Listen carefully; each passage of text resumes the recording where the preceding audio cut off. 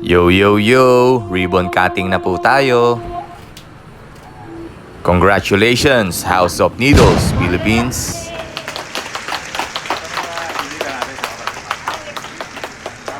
Maraming salamat po sa lahat ng mga bisita, sa lahat ng mga sumuporta.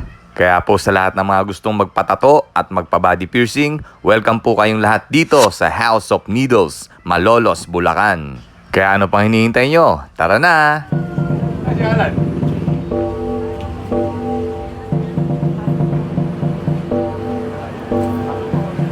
Welcome po kayong lahat dito. Kaya tara, dahil 10 po kaming artist na nagsama-sama upang ibigay sa inyo ang inyong mga pangailangan, skin art or even tattoo supplies pa yan. And speaking of art, hindi lang si Art Flores ang inyong makikita rito. Meron din kaming pop art na galing sa mga pinagpipitagang mga visual artist dito sa Malolos, Bulacan. Syempre, nandyan din si Boss Lambert Torres all the way from LA to meet and greet with the boys anyway. Syempre, kasama din natin ang mga most promising pro artist ng Bulacan na ngayon ay humahakot ng sari-saring awards kung saan-saan. At dahil nga grand opening, syempre dapat grand din yung ating kakainin. Hindi lang basta pack lunch, kailangan catering. Meron tayong Italian duo pasta na may sauce ng carbonara, spaghetti at puttanesca. Syempre hindi mawawala yung favorite nating cordon bleu. At para naman sa mga Pinoy nating bisita, ito kare-kare para sa inyo. May kapartner na bagoong at malapot na gata. And then creamy lengua estopado naman dito sa kabila. At para naman sa mahilig sa matamis na dessert, ayan, mango tango na gawa ng expert. Kaya tara, kain na, mag-lunch muna tayo. Samahan nyo kami sa aming munting salo-salo. At habang bising-bising kumakain ng lahat, sino ba tong sumasayaw sa dance floor na ayaw magpaawat?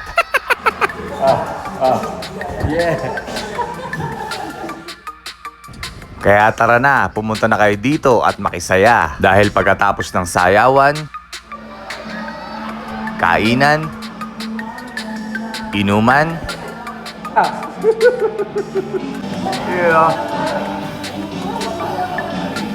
tatuan na.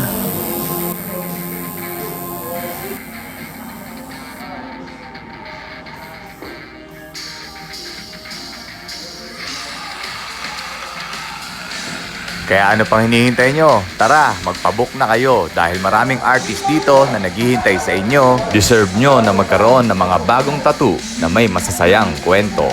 Kaya isama na ang buong pamilya. Yayain na ang lahat ng mga tropa. Sugod na dito sa House of Needles Tattoo Shop, Malolos, Bulacan. Let's go!